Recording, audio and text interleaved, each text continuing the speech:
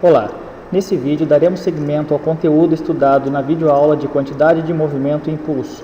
Analisaremos as diferentes colisões estudadas pela física, juntamente com a resolução de exercícios.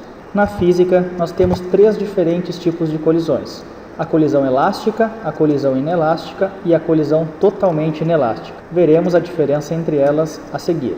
Primeiro, o que caracteriza uma colisão? As colisões são interações de curto intervalo de tempo. Portanto, se elas são interações de um curto intervalo de tempo, a quantidade de movimento se conserva. Tá?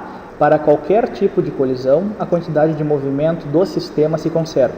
Esse é o primeiro conceito muito importante de lembrarmos. Agora, individualmente, na colisão elástica, nós já sabemos então que a quantidade de movimento antes e depois da colisão será a mesma. Só que a colisão elástica ela tem uma propriedade a mais. Nesse tipo de colisão, a energia cinética também se conserva, algo que não acontece no mundo real. Não existe uma colisão perfeitamente elástica. No mundo em que vivemos, nós sempre teremos perda de energia numa colisão, tá? Mas na física nós consideramos a colisão elástica como uma colisão onde a energia cinética antes e depois se conserva.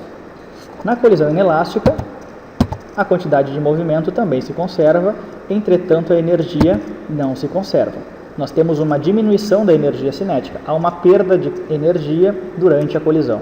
Na colisão totalmente inelástica, a quantidade de movimento se conserva e a energia cinética não se conserva.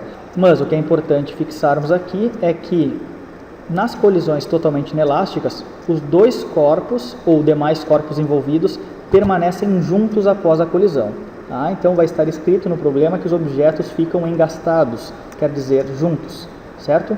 Vamos agora no exemplo 1 de colisão elástica. Um átomo de hélio com velocidade inicial de 1000 metros por segundo colide com outro átomo de hélio, inicialmente em repouso. Considerando que o choque foi perfeitamente elástico e que a velocidade de ambos tem sempre a mesma direção e sentido, calcule a velocidade dos dois átomos após o choque. Bom, o diagrama a seguir representa a situação antes da colisão. Nós temos um átomo de hélio se aproximando com uma velocidade de 1000 metros por segundo, enquanto que um outro átomo está parado, com velocidade inicial zero. O problema está citando que o choque foi perfeitamente elástico. No mundo real, uma situação muito próxima dessa do problema é no jogo de sinuca. Quando duas bolas colidem, uma fica parada e a outra segue quase com a mesma velocidade que a primeira. Tá? Então, se a colisão foi perfeitamente elástica, nós já sabemos que a quantidade de movimento se conserva e que a energia também se conserva. Portanto, para a quantidade de movimento se conservar e a energia cinética se conservar, a única situação que eu posso ter após a colisão é essa. O primeiro átomo que estava se movimentando com uma velocidade de 1000 metros por segundo vai ficar em repouso depois da colisão e o outro adquire toda a energia do primeiro. Então ele segue com uma velocidade de 1000 metros por segundo, já que eles têm a mesma massa. Tá? Então nessa situação, já que os dois têm a mesma massa, um estava inicialmente em repouso, esse que estava em repouso adquire toda a energia do primeiro átomo, seguindo então com velocidade de 1000 metros por segundo. Exemplo 2, exemplo de uma colisão inelástica. Sobre uma superfície lisa e horizontal, ocorre um choque central de um corpo X de massa m e velocidade de 6 metros por segundo, com outro corpo Y de massa 2m que estava parado. Após o choque, o corpo X retrocede com velocidade de 2 metros por segundo. Determine a velocidade que o corpo Y avança. Bom, antes da colisão nós temos essa situação. O corpo X se aproximando com uma velocidade inicial de 6 metros por segundo e o corpo Y inicialmente parado. Após a colisão, o corpo X retrocede com uma velocidade agora negativa de 2 metros por segundo. Pede-se a velocidade final do corpo Y. Bom, a gente sabe então que numa colisão inelástica, a quantidade de movimento se conserva. O que nós temos de quantidade de movimento antes da colisão? Bom, nós temos apenas o corpo X se movimentando. Portanto, a quantidade de movimento é massa vezes a velocidade do corpo X.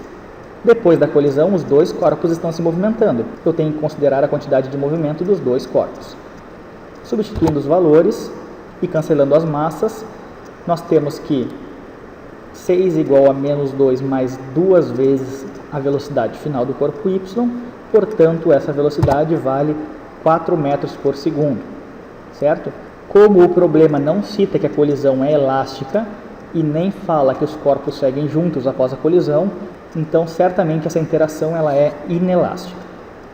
Nós podemos comprovar isso calculando a energia cinética do sistema antes e a energia cinética do sistema depois. nós verificaríamos que elas não são iguais. Portanto, há uma perda de energia durante a interação, durante a colisão. Certo? Terceiro exemplo é um exemplo de colisão perfeitamente inelástica ou totalmente inelástica. Dois patinadores de mesma massa deslocam-se numa trajetória retilínea com velocidades respectivamente iguais a 8 metros por segundo e 6 metros por segundo.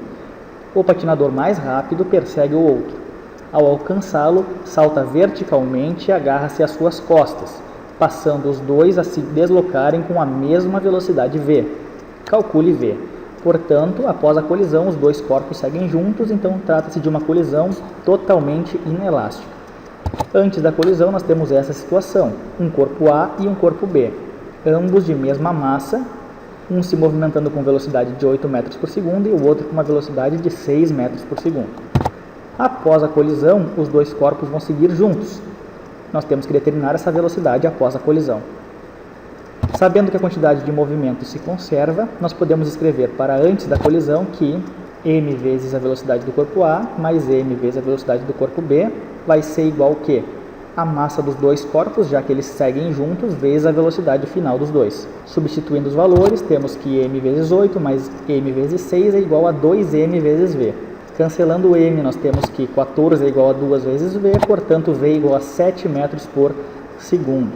Tá? Então essa é a velocidade dos dois corpos após a colisão, já que eles seguem juntos. Certo, gente? Esse foi um resumo então das principais colisões estudadas na física. Até a próxima videoaula.